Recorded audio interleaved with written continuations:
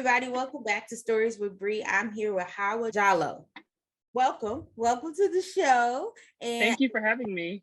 Yes, and as we were saying before we started, I was just like, I'm super excited to be able to talk to another fellow Black librarian. Yes. With you. So this is definitely exciting, and I'm so glad that you accepted my invite. I just be DMing people. I'm like, listen, I know I'm DMing you, and I know it's a little taboo sometimes, and I don't want to, especially when I be DMing some of the guys. I'm like, I don't want y'all to think I'm trying to slide. Right. I'm really in here for business, like for real. And so I really be trying to, if somebody has like an email, I'll try to, get their email address or something like that. But I really do be trying not to, like, I know a lot of people use DMs for business now, but it's still like, what you up in here for? Yeah, no, I don't mind DMs because I had to take my email out of my bio because I kept getting a lot of unsolicited stuff. And I'm just like, I'd rather you just DM me so that way I can let you know if I want you to have my email. So yeah. Crazy. That's wild. And of course I didn't mind giving you my email. I'm so glad I made the cut. So please tell the people about yourself, and then we're going to get right into the icebreakers. I like to try to do icebreakers just to get everybody comfortable, and then after that we'll get into some of the questions and you get to talk about your library journey. Is that okay with you? Yeah, sounds good with me. Hi everyone, my name is Hawa Jalloh. I am a librarian in Prince George's County, Maryland. I'm also a bookstagrammer, and I like to collect things. I collect elephants and records and Funko Pops. So yeah, that's just a little bit about me. Okay. Elephants, records, and Funko Pop. Nice. Okay, so we're going to get straight into the icebreakers. My first icebreaker for you is, what was your favorite childhood book, if you can remember? Okay, so my favorite childhood book, it's so funny. Like I was a reader as a kid, but I barely remember anything I read back then. But the one thing that always stood out to me that I remembered was Roll of Thunder, Hear My Cry by Mildred D. Taylor. But it was funny, like I remember loving it as a kid, but I didn't remember what it was about. So like I got to reread it a couple of years ago, just because they were coming out with the final book in the series. And I was like, oh, I love this just as much as I knew I did back then. Like I love it as an adult. So it was fun revisiting that. But yes, that's my answer whenever anyone asks me that question. Even though for a while I was like, I don't know. But yes, that's the one. Nice. I've actually heard of Roll of Thunder, Hear My Cry. I've not read it, heard of it. So yeah, that's me with most books anyway. So I feel that. So another book to add to my list of children's books that I need to go back and read. Right. For future reference. Right. So as a librarian, I know that you work in a library and everything, but my question is, do you have a library card? And if so, how many do you have? I have 2.5 library cards. And the reason I say I have 2.5, because, okay, I have a library card for the county I live in. I have a library card for the county I work in. I have a virtual library card for DC, but so in order to get a full library card, like, after the virtual card expires, you have to go in person and like give proof of address and stuff like that. But the county I live in doesn't get free cards with them. So I know that once my virtual card expires, I'm not going to get a card with them, which is why I say I have 2.5 library cards. Because I don't live in the county that they get cards for free. I'd have to pay $20 a year, and I'm not doing that. I understand completely. Yeah, some places do have that set up. Like I believe at St. Louis Public Library, when I wanted a library card with them, I had to pay like $15 a year, and I was like, this sucks. Like I shouldn't have to pay that. But then I understood, like, sometimes libraries use that funding for other things and things of that nature, but it's still kind of like, if you don't want to pay it, I don't blame you. If you can get a library card for free other places, then you might as well. Yeah, I realized that was just me being greedy. So, yeah. You say you was just being greedy. That's okay. Ain't no wrong with that. I wanted to have all the options on Libby. Like I wanted to be able to have more things that I can put on hold and check out some books that I knew that they had that other places didn't have. So yeah. I got several library cards myself, and I know that because I just recently moved, so I reopened my library cards in the area that I'm in. But I do know that, once my library cards are set to expire, I'm gonna be like, dang man, because I have library area in like Northern Virginia, and so once they expired, like, what about my audiobooks? Right.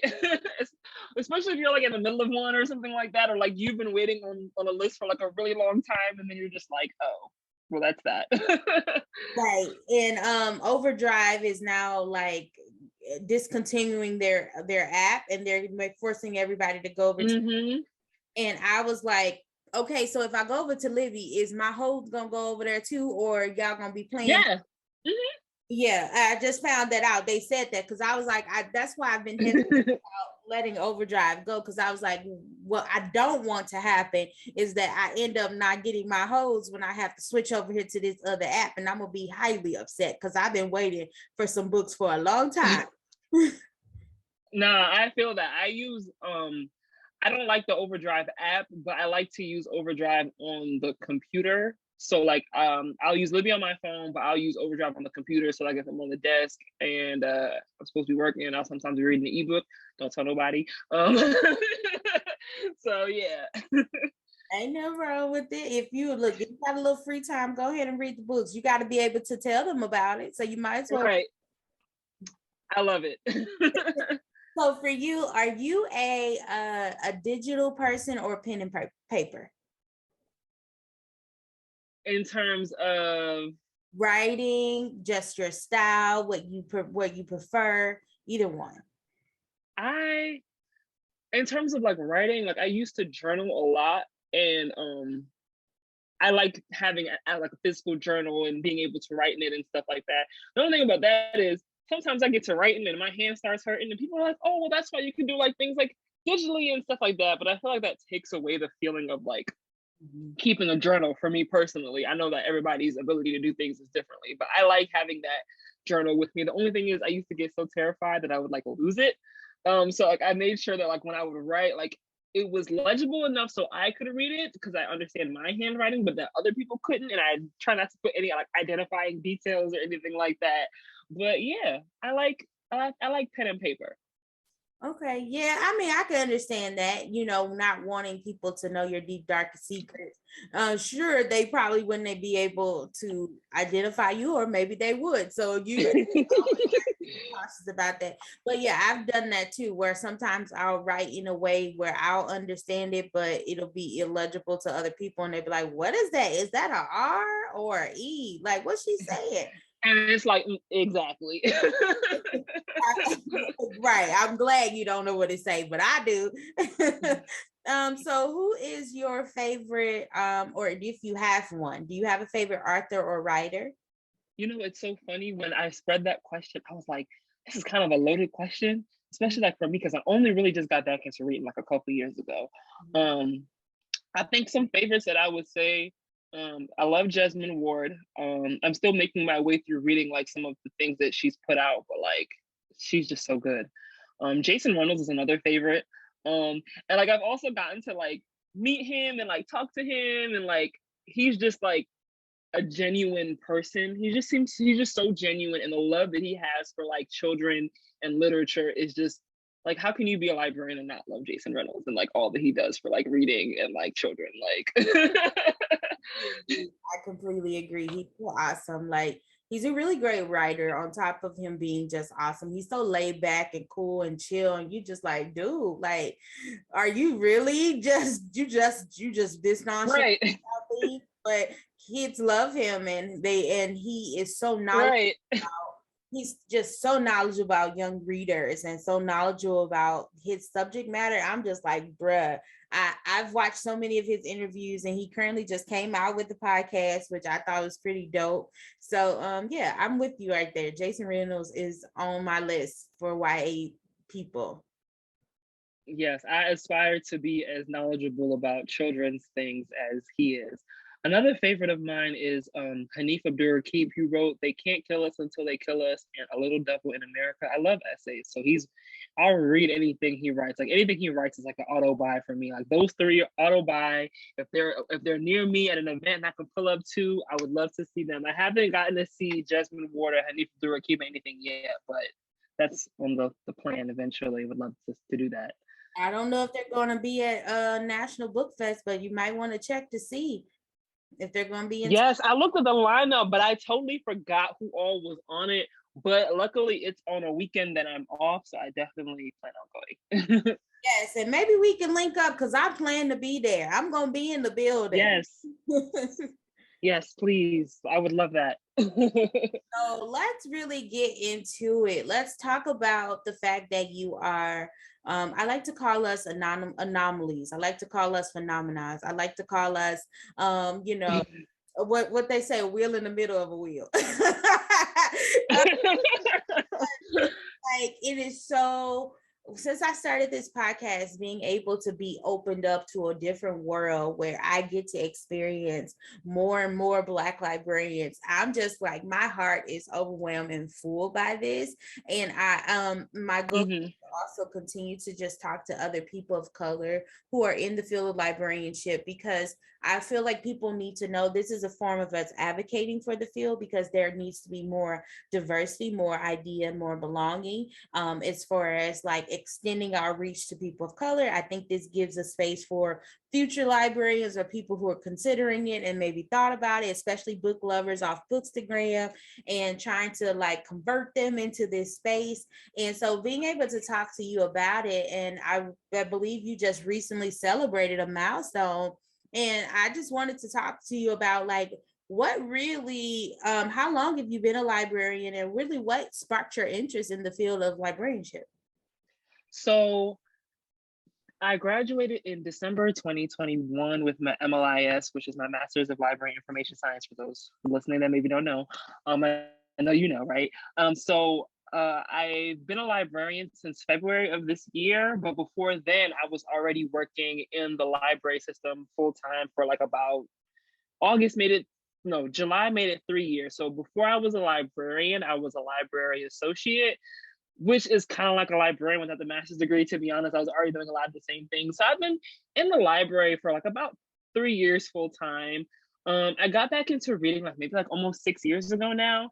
And at the time, I think it was like maybe my 23rd birthday or something like that. The math isn't mathing right now, but I got a book for my birthday. It was Year of Yes by Shonda Rhimes. And I was like, oh, like I really enjoyed it. And I was like, maybe it's time for me to get back into reading. I need to know, but I don't know where to start. So I think I Googled something like books all Black girls should read or something like that. And I came across pages like What Word Black Girl, and that kind of helped me to figure out what kind of books I kind of wanted to be interested in and stuff like that. So from there, because I was kind of in between, like I had graduated with my bachelor's in social work and I thought I wanted to be a social worker. And then I was like, yeah, I don't really want to be a social worker. So I made my Bookstagram, and people were saying like, oh, well, you like to read, you should be a librarian. I was like, just because I like to read, don't mean I should be a librarian. Right. But then I was like, let me see if I can, maybe put my foot in the water and kind of feel it out, because I didn't want to just hop in to go getting a master's degree in something that I wasn't sure that I was interested in.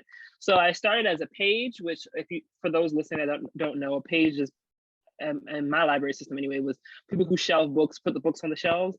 And that kind of helped me to kind of just observe and see what they do within the library. And then I also, like a couple months later, had gotten a job as like an information part-time hourly. So I just sat on the information desk and helped people with questions and stuff like that. Even though I wasn't in that position for long, that helped me realize, yes, I am interested in working in the library full time. Like I would love to be a librarian. So I eventually, a couple months later, I got a job as a library associate. And from there, I was like, okay, I felt it out a little bit. And then I applied to go to grad school, and I started in March 2020, January 2020. So a couple months before the world shut down because of COVID, that's when I started school. So yeah, did I answer the question? I feel like I rambled a little bit, but yeah, I just knew that I wanted to help people in my profession. I just wasn't sure how I wanted to go about it. Like, I thought I wanted to be a social worker, realized, I'm not doing that anymore. And I kind of felt out the idea of working in the library. And I was like, I am helping people, just not in the way that I maybe initially thought I would be. And I get to combine my passion of books as well. Yes, and to be honest, your social work degree is going to be helpful and beneficial in the library because oftentimes, some library systems do have social workers on staff because the library, especially if you work in a public library, um, you get all types of people in the public library. You get people who might have some type of mental health crisis going on. You get people who are homeless. You get all types of people that need help. And so you actually are in a perfect spot to use both of them degrees. I always thought, I went to undergrad, I got two bachelor's degrees. I have an English degree, I have a psychology degree, and then I have a master's in library science, so library information science. And then I got some other things going on. And I was like, I got these bachelor's degrees, I ain't using them. And then when I ended up getting really deep into the library doing things, and I'm like, yeah, you are using these degrees in so many ways. Yeah. So yeah, you do get the opportunity to kind of like use both your social work degree and your library degree, and it really would come in handy at your branch, especially when it comes to like dealing with difficult patrons and things of that nature. And you have a different aspect or outlook on how to negotiate or talk or do some type of mediate being the mediator, so doing a little bit of mediation in regards to those situations. Do you feel like that your social work degree actually helps you to do your job on a daily basis?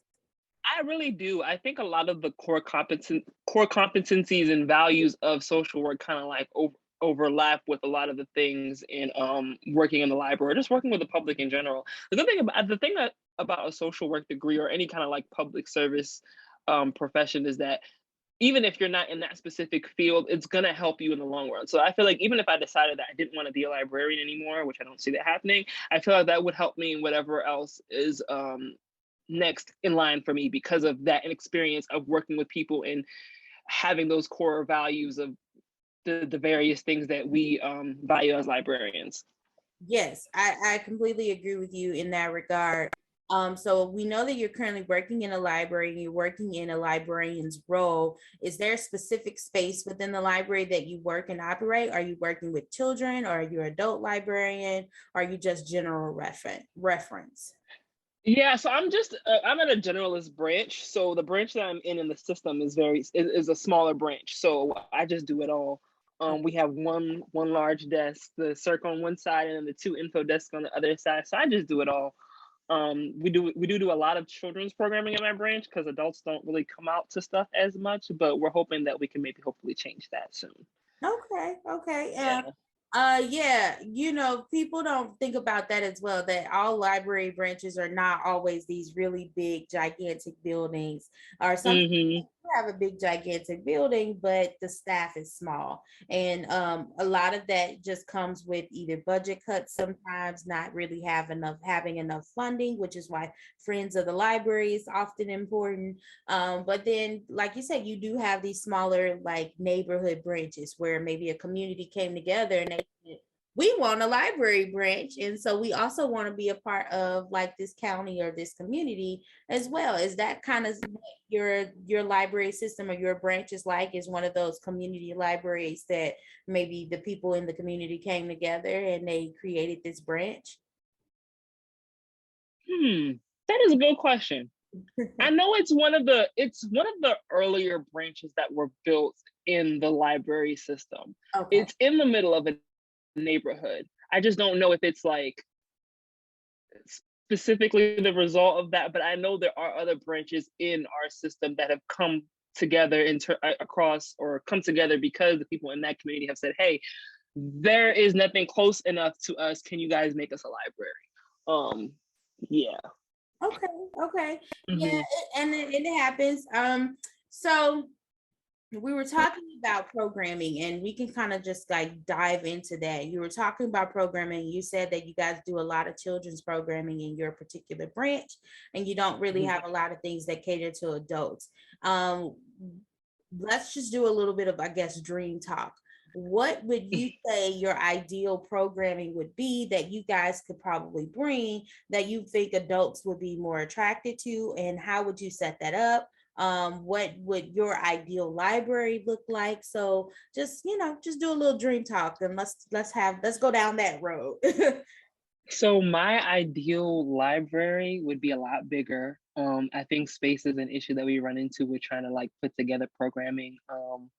It'd be a lot bigger, have probably multiple rooms where we could possibly have multiple programs going on at one time if we needed to, or we would have the space where if somebody wants to rent it out, it's not keeping us from having programming.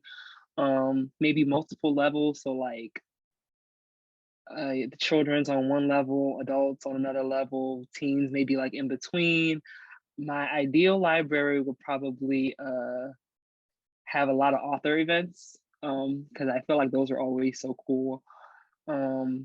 My ideal library in terms of the collection Black books would be the norm, right? So I wouldn't have to struggle to help a family come up and when they come up to me and be like, oh, can you help me find books where little Black boys or little Black girls are the main characters, because that's all they're going to see. Like, it wouldn't be a struggle to find the titles. And, in a way, it might be a lack of titles existing in general, right? But we see that that's changing. It's definitely changed from when I was growing up.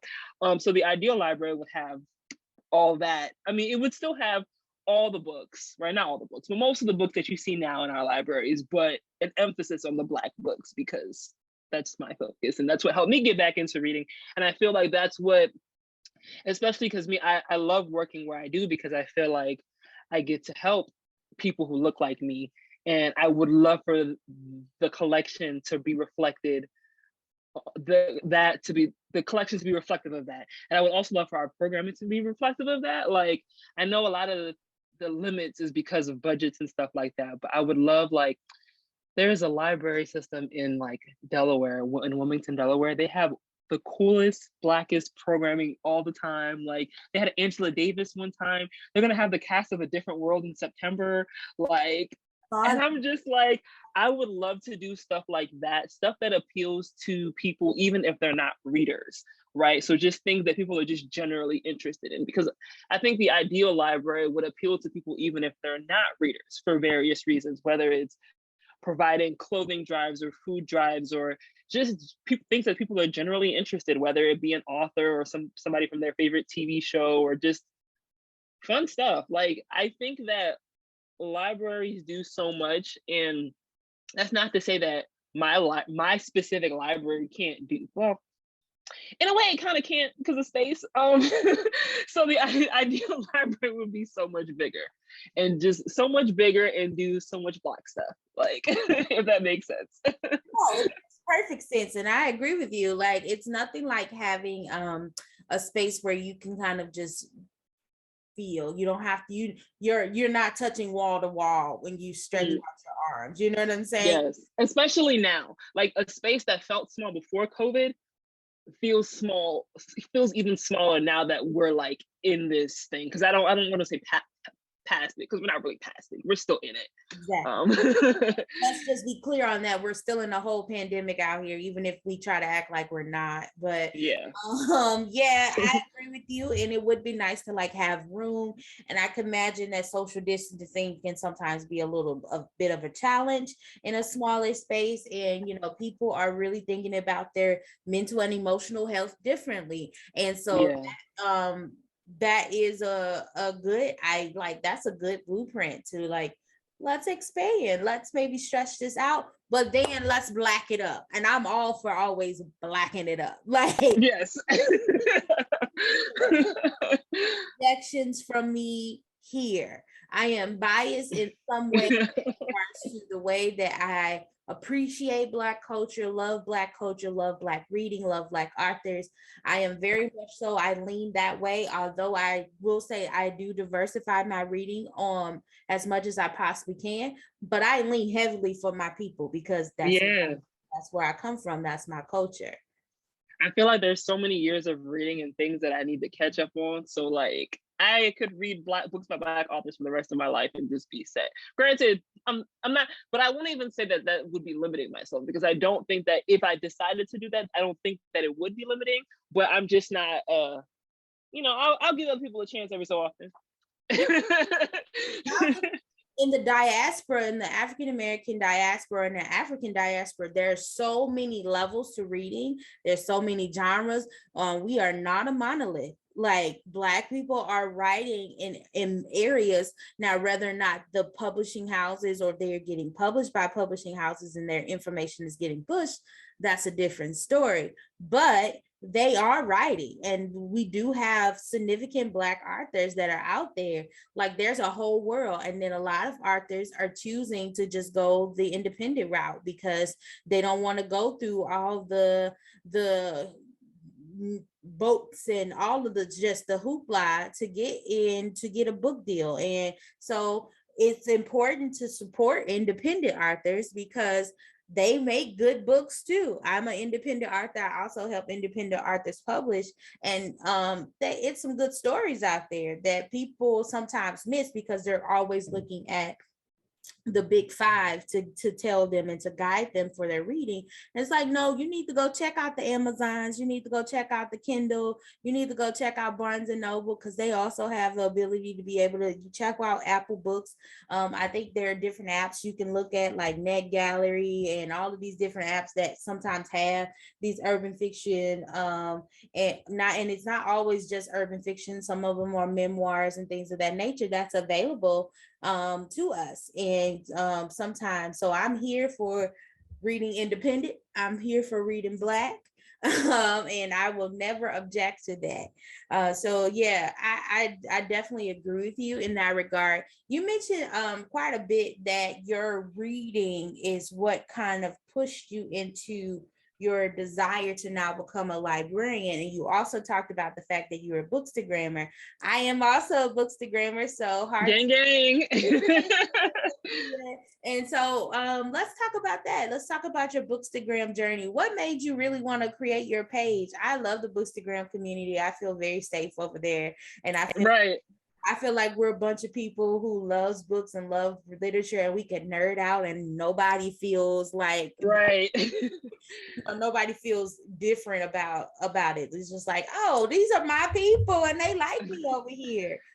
It's so funny because you kind of touched on it. It's just like, so like, you know, and when I first started getting back into reading, I will post about it on my personal Instagram, but I was like, nobody's responding or engaging. And, you know, for me, it wasn't about necessarily like numbers or how the posts were doing, but, you know, being able to talk to other people who are like readers or interested kind of helped me grow on my journey. So I found out, I think one of the first Bookstagrammers I followed was people on like bookish accounts. There was a well-read Black girl page, and there was also I think her name is Kesey. I don't know if I'm saying that right, but her username is like a well-read and well-fed. And also chocolate covered pages, Kiona. I followed, those were like the first three. Like I followed them on my personal page. And I was like, looking at the hashtags, I was like, Bookstagram, what is this? And I'm like, yo, they're just posting what they read. So I thought it would be a cool way to like visualize like my reading journey. Like I didn't even think anybody was necessarily gonna follow me or be interested in what I was reading, but I thought the idea of just having this Instagram page that's just what I'm reading, I can go look and see like, oh, what have I been reading? Like I could just scroll through and see that. Like I thought that was just like a great idea. And then when I realized like people were actually following me and like I was getting recommendations from them and we were talking about things, like I was like, yo, this is so great. Like, oh my God, I love this. And it's so funny because even with my Bookstagram growing slightly the way it is, I still kind of stick to that. Like I really just try to post my reading journey, what I'm interested in. Yeah, sometimes I'm not super consistent because that's just how it is sometimes. Like even people who love to read will tell you, sometimes they're just not feeling it. And I think that sometimes with Bookstagram, it can feel like a chore. And I don't, you know, I'm not here for that. So sometimes I do lose followers, but it's not about the followers for me. Like even if people stop engaging with my stuff altogether, you know, Instagram's algorithm is so crappy lately. Like it's like the only thing that upsets me about that is because not because like, oh, the numbers aren't there, but it's because that means like the people that I like to engage with maybe aren't seeing my stuff, and we're not going to be able to have those conversations and engage like I enjoy. So like if I post a story and it gets like 25 views the whole day. I'm like, what is this? Like, I want to be able to engage with people, but that's why I'm here. But yeah, being able to nerd out with other people and like having that visual journey, amazing. Yeah, Instagram. We ain't gonna get on that tangent, but it's so frustrating. It's very frustrating. I will say that my stories with Bree page, I often reference this story on purpose. Like I started my stories with Bree page last year, actually, at the beginning of last year. And I was doing something else with it. It really was just a page for me to be creative and just have a creative outlet and just post whatever I wanted, like posting some of my writings and stuff like that. Then I got to a point where I was just like, this is not what I should be doing or what I want to do anyway. And so then all of a sudden, I was already following like big publishers and things of that nature and major, like some major pages or whatever, like Tabitha Brown's page. And, I was following her because she has a book. Gabrielle Union, following her because she has a book. I was following Elaine Welteroth. Like I was already following authors individually, like Jason Reynolds in some way, Colson Whitehead. But then I was like, I deactivated the page and I stopped it. This year in January, I was like, I'm going to restart my page and I'm going to post it. I'm going to create it. Yes, I'm going to create a page that's strictly on reading and my love for literature, because I feel like that's a part of me that books have always been a very essential part of who I am as a person. And so I was like, let me start sharing my reading and stuff with people, because I was already kind of, like you said, doing it a little bit on my personal page, and there are readers that were engaging and stuff, but I was like, let's try to reorg this and do it this way. Open me up to a whole world of people. And I was like, yo, I like it over here. I love it. Yeah, it's fun. It's so fun and it's so enriching. And like you said, the algorithm is kind of jacked up. And I don't post every day either. I lose followers every other day. Some of them followers I probably need to leave because they probably spam pages. And so I lose followers every week. And it doesn't bother me because I'm like, sometimes when I think about that, I'm like, wait, that's not why you started this in the first place. That's not what you were here for. You were here to build a community. And so regardless of who's following you, who ain't following you, do what you're going to do. And, and do it to the best of your ability and do it because you enjoy it. And I can get into that mode where I'm like, work. You got to do it. You got to do it. You got to post. And then I'm like, but I don't though. Right. My page, and either you gonna follow it or you're not. You gonna like it or you not. And I really had to like break myself from this people pleasing idea or concept about especially when it came to reading, because I was like, I've never been this person. I've always read what I wanted to read, and I always kind of like done what I wanted to do. So we ain't finna do that either. Like, I'll take some of your recommendations, but you're not going to inform my reading. Like, because some of the books that you might like, I might think it's trash, and I might DFN it, and I'm gonna. I'm quick to DNF because look, it's too many good books out here for me to be reading a book that I know I'm not about to enjoy. Like DNF. I said DFN. DNF. And you know what's crazy? I just started doing that. I used to be a person where I had to finish what I started, but I'm like, life's too short now. I used to feel that way, especially if it was something that so many people said was good. But I'm just like, not everything is for everybody. And also, I'm not a super fast reader. Like, I mean, I guess compared to like the average person, I think when they say most people read like maybe like what at most maybe 5 books a year. I don't know. I maybe made that up, but it's something close to that, I think. So I'm definitely like way beyond that. But overall, I'm still a pretty slow reader. So I'm just like, and I also read multiple books at once. But sometimes I just have to kind of just abandon everything I'm reading and just start new because it can be very overwhelming. So I feel that. I read multiple books. I read multiple genres, and I also read multiple formats. So I do that too. So I can do audio, I can do ebook, and I can also do like a paper book. Now, keep in mind, I just had to start getting myself back into the habit of reading a physical book because I was commuting for so long because I was living in D.C. I had to switch the way that I was reading. And when I got back into reading and started being very much so consistent and adamant about my reading again, because I just missed that part of me, I had to over to like audio, and I used to be a person that was anti audio, anti ebook, and then those things changed my life and changed the game. Now I got to force myself sometimes to do an actual paper copy of a book, but I think I have a nice little balance now. No, I feel you, because I'm literally in the same boat right now. Like I really struggle with, because for a while I like to follow along with the book but also listen to the audio, or follow along with the ebook and listen to the audio. Shout out to Libby.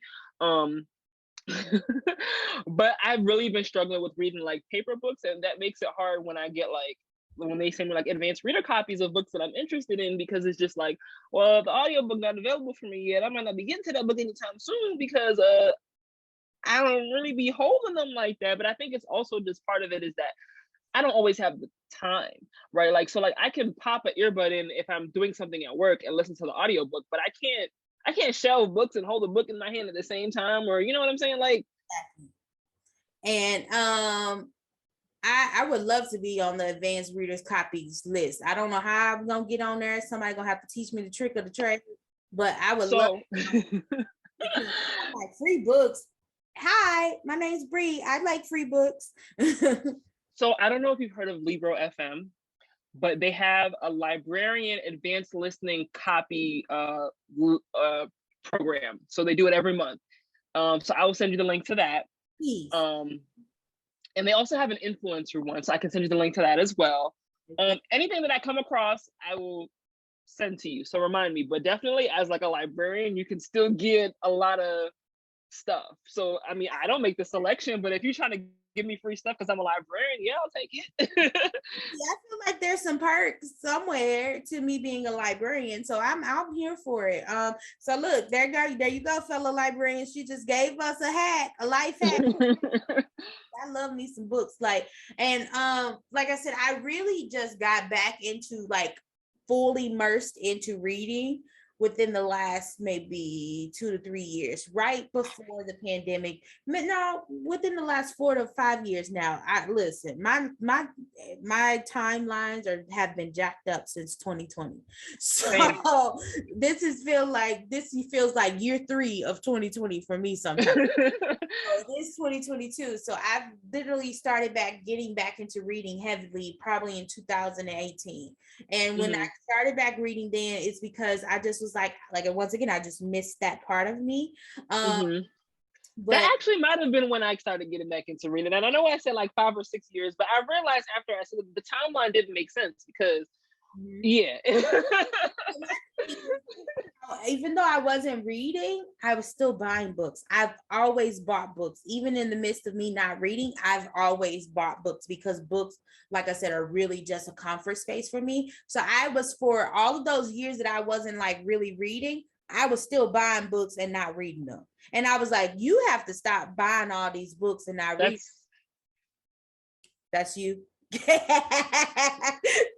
That's so funny because it's not me, only because I think honestly what it was that I didn't know where to start or what kind of books I even wanted to be reading. Like, so I think that was part of why that wasn't me. And then also like I couldn't afford books. I was heavily going to the library, or not heavily, because here's my thing. I didn't care for the way that libraries are set up.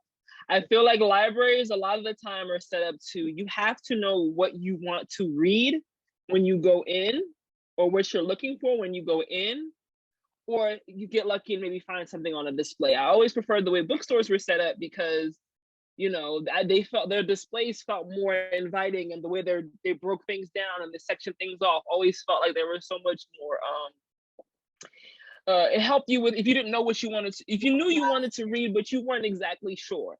So that's why I think that like I get really excited to put together book displays at work. I think that's why I get like I go in when I do them, because I know that like I didn't always feel like libraries were set up to where, oh, I know I want to read, but I don't know what I want to read, but I have a feeling. Like it didn't feel like that. Yeah, well, I always gone to libraries for comfort. I had never really went to libraries to get books and to check them out. I always just went there because they were my safe space. And I went to the bookstore. Now, Hawa, I never told you I could afford to be buying the books. I just But it like around 2018, 2019, I was like, okay, well, you can either, this is what you're going to do. You're either going to buy the books and you're going to read them, or you're going to stop buying books and you're going to start checking stuff out at the library and save money. And so Were you a librarian at this point? Yes, I was a librarian.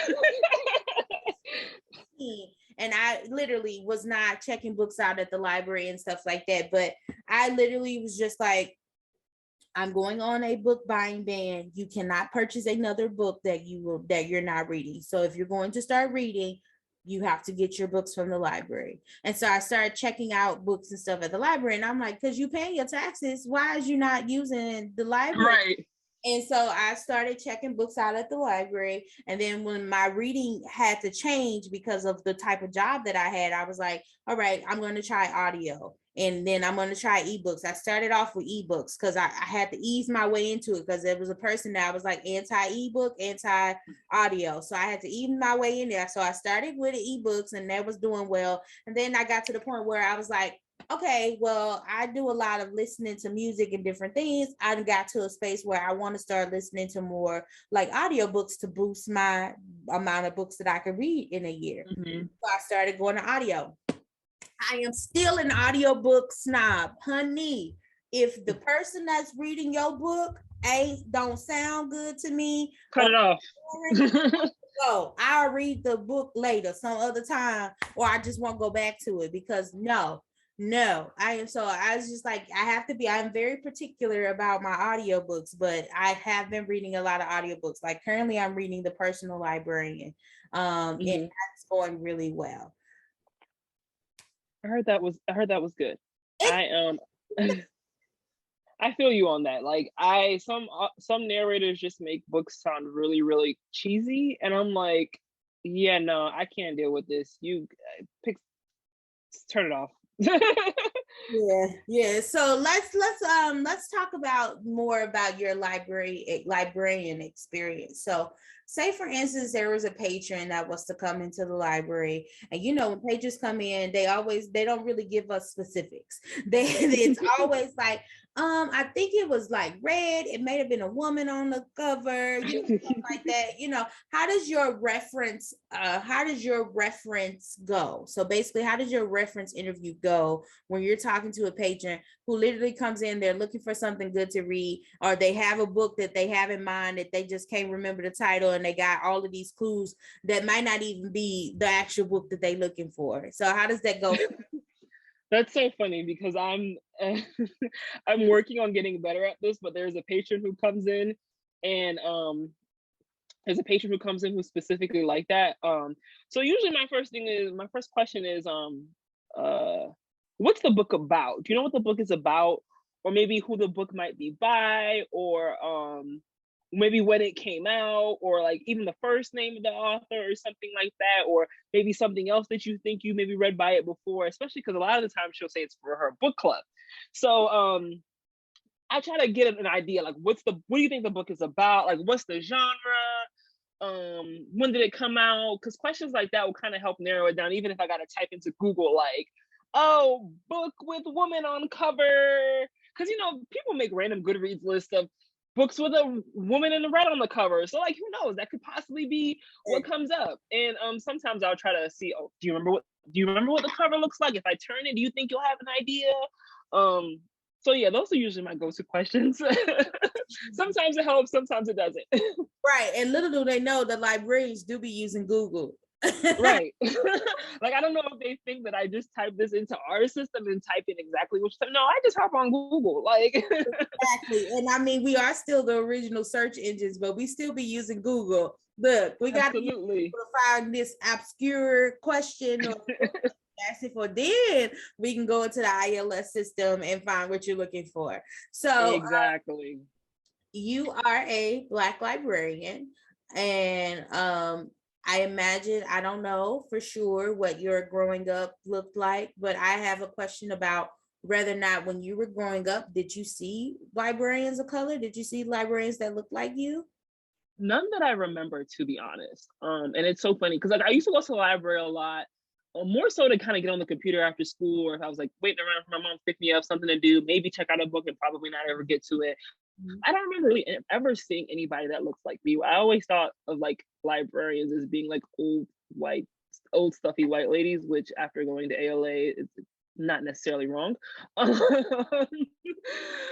no, not really. And it's so funny because so I grew up for the first part of me growing up, I lived in Prince George's County, which is like predominantly Black county. And even like going to the library then, I don't remember seeing people that look like me. I mean, now I work here and I'm definitely seeing a lot more people that look like me working here. But back then, I don't remember that. In Anne Arundel County, definitely wasn't seeing anybody that looked like me. Even when I worked there for a little bit, wasn't really seeing anybody that looked like me. Especially, I mean, specifically where I went anyway. Or if I did see anybody that looked like me, they usually were more so on the circ side of the library, not the information side.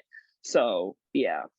Yeah, and that's something that comes up a lot because when we think about it, and it's happening, and it's always a that's a stickler, or that's a sticky topic or sticky subject in the library, where especially when we start talking about IDEA, which is inclusive, diverse, equity, and accessible. When we start thinking about that, and then belonging, adding the B to that, that has always been a area in the library that a lot of people don't want to talk about. Like, we talk about how diverse the library is, but as a profession, the library still has a lot of work to do. And what do you think, especially when it comes to like recruitment for librarians of color, when it comes to like maybe schooling for librarians and things of that nature? What do you think needs to change, or how do you think things should change when it comes to just like IDEA and belonging, when it comes to creating inclusive, diverse, equitable, and accessible spaces for people of color to want to be in the field of profession, or be a professional librarian? I think for me, and some people may think this is maybe not controversial, but like I don't feel like the master's in library and information science should be a requirement. I feel like maybe there could be some kind of like training where if somebody wants to move up that they can do that, or if somebody has a master's degree in something else and they just happen to be in the library for this amount of time. And I know a lot of library systems are kind of maybe trying to like adopt some kind of like career ladder to where like you can kind of have a role that's like practically a librarian, but they can't technically call it a librarian because of what the ALA requires. And I just think that it's just so like, there are people who've been working for the library for 20 years, but they're not librarians because they don't have a master's degree in library information science. That person knows more than I do. Like, it's, and I think that people a lot of the times, like I think especially those who do have the degree, if they were to change that, they may feel some type of way about it. And I don't think that it's something that's worth feeling some type of way about, because I feel like that's growth, that's change. But I feel like a lot of people don't realize, like we talk about how this profession is so like we're moving in the right direction, we're so diverse, we're trying to be so equitable, but like that is a major barrier. Not everybody has the means to go back to school, whether it be time commitments or children commitments. Like I was lucky I was able to get this out of the way when I was a little bit younger, but a lot of people don't really find themselves or realize that that's something that they want to do until they get older. And then it's just like maybe nobody wants to take on that debt, or they can't afford it. Like it's just, for me, I really feel like that can go, because honestly, as somebody who was working in the library before I started school, I feel like me already working in the field helped fuel my education more than me having the master's degree made me a better And I don't disagree with you. And I have my master's, and I will say that in-field experience has helped me way more than what I particularly learned at the master's degree level. And it's not to say that I didn't have some excellent teachers, because I did. Right. I have learned so much more by being an actual librarian, being in the field, than I would ever learn from going to get that master's degree. But now I have the debt to prove that I have the master's degree. That part. But you're not the only person that has brought that up. That has been a conversation in regards to it being a barrier, because it is. Because before you can even get a master's degree, most people have to have a bachelor's degree. A bachelor's degree. So what if you decide that you don't want to go back and get a bachelor's degree? In some programs in some counties, they offer certificates, and stuff like that. But those certificates are only for like paraprofessional positions. They're not for librarian positions. And so then, like you said, it does become a barrier of entry for people when you're telling them the only way that they can get this job with this actual title, librarian, in the title, which is not, by the way, guaranteed that you will still get the job even after you get the master's degree. But you're telling these people that they need to go get this degree, and then they go get the degree, but it ain't a guarantee that you're gonna get them the job after they get the degree. And then also you're putting extra stress on them because they have to go back to school and all of these different things. And I just like, I have some personal stake in that because I've had my library degree for 6 years now. I've never held a position with librarian in the title. I did, I did a temporary position as a reference librarian, but that really doesn't count. It was only for 4 months. But as far as like extended time, never had a position that had librarian in the title. Getting a job as a librarian is not easy. Like even getting a job in a library is not easy. Like when I first started working in a library, I was working as a page, but I was also working at the movie theater. And I took on another library job because I felt like I was applying to so many positions and people were transferring in, or they had the seniority over me. So like I was working in 2 different library systems and still working at the movie theater, and I didn't drive, so I couldn't afford to get around. So I had to quit a job. And I was like, okay, which one of these library systems seems like they'll be more willing to hire me? And I just picked one, and I got lucky that maybe like a couple months later, I was able to get a job as a library associate. And then once I graduated, I was able to be reallocated into being a librarian. But like if I had said that I was gonna wait until I was finished with school to start looking for a job in the library, I probably still would not be working as a librarian. Yeah, and I do appreciate those systems who do actually send their library associates and things of that nature to back to school, because there are certain systems that do that. There are systems in California that do that. They'll pay for their librarians to get further education, and then they'll bump them up, similar to, I guess, what, I don't know if that was your situation, but, and I know that Chicago does that as well, where certain branches Chicago will pay for people to go back and get their library, their MLS and MLIS is what I got, and they'll pay for them to go back to school, and then they'll get bumped up to a library position. But like you said, it's not easy getting jobs in the library. If I told you the amount of jobs that I've applied for and the amount of libraries that I've applied for them, you would be like, girl, what? Yes. And so I've applied for a lot of librarian jobs, and I was looking at, very recently I was looking at like my hard drive or whatever that I have, my external drive, and I was going back because I was looking for something, and all I saw was like resumes and cover letters, and I was just like, this is infuriating, kind of, sort of. And so and some of those positions, I never got an interview for, or they never gave me a call back. I never got an email, or I got the email 2 years later talking about we filled the position. Did you think I was still waiting 2 years? 2 years later? I was not waiting. So I do agree with you that is a way that we can be better in the field, because sometimes it is almost like really gatekeeping. And it seems like the library world doesn't due diligence of hiring their friends and stuff like that. And now we're literally forced, supposed to be the most diverse place in the world. We're forced to actually try to come in at the tail end of what idea and belonging looks like, when we should be in the forefront. And exactly. And so like a lot of people are now starting to like incorporate that into their core values and stuff. And I've seen it happen in some libraries, and I'm like, are you really going to do this? Do you really mean it? Or are you only doing it to, show face?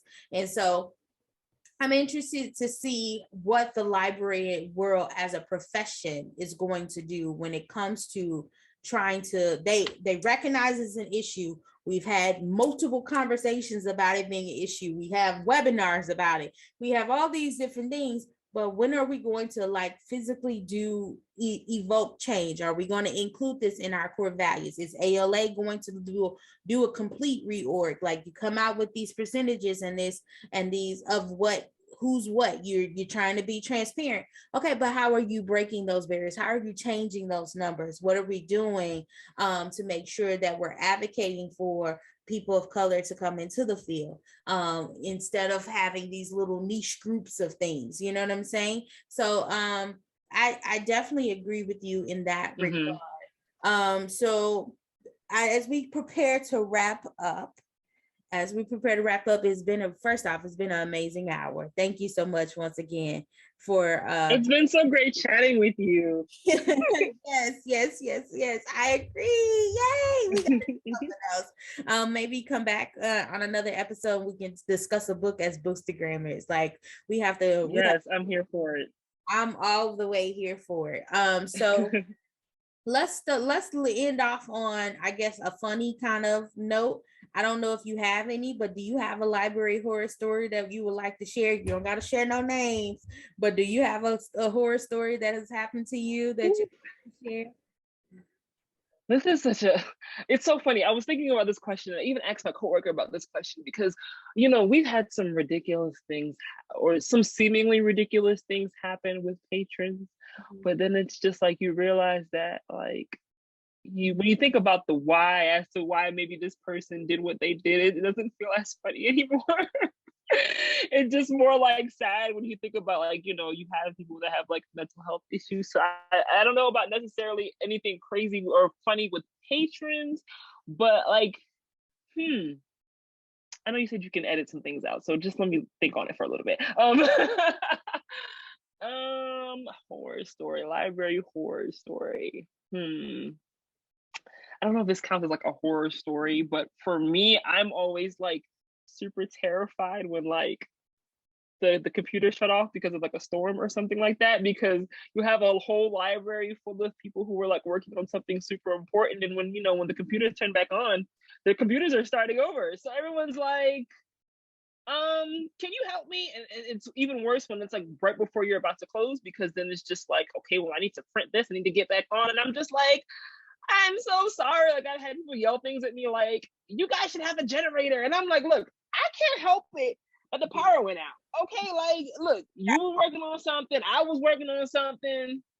Should have been in Google Docs, fam. Mind you, that little note that popped up when you got into this computer that you decided to just hit accept and ignore told you that if this thing shut off, ma'am, sir, that he, she, whoever, non-binary, it told you that you would lose your stuff if the computer shut off, so you should have been saving it at some point, but because you decided to ignore it, now it's my fault, and you yelling at me as the library table, at the reference desk, like I can bring it back. I can't work miracles.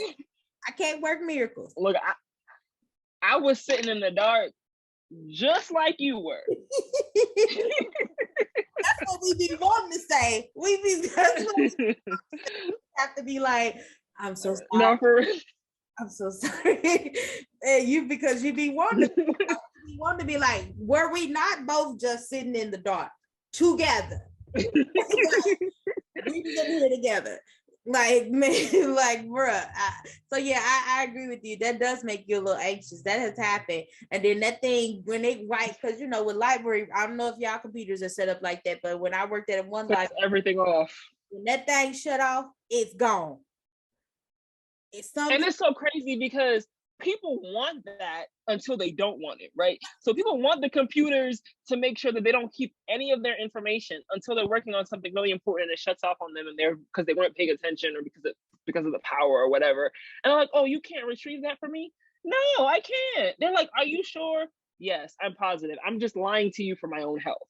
Like, you want me to work some IT magic? I'm not an IT ma'am. I'm the reference. Right. What does name tag say? Look again. I mean, I probably could, but I'm not finna sit here all day trying to retrieve your paper that we done told you that you should have saved on an external hard drive or in your Google Drive. Like, we are doing this. So I completely understand that completely. But listen, we can go on a tangent on that because listen, the patrons be the patrons, the customers be trying Oh, the absolutely. life. They really do. But it is, like I said, it's been a lovely hour, and that was great. That was a great way to end us acting up as fellow librarians. That was a great way to end.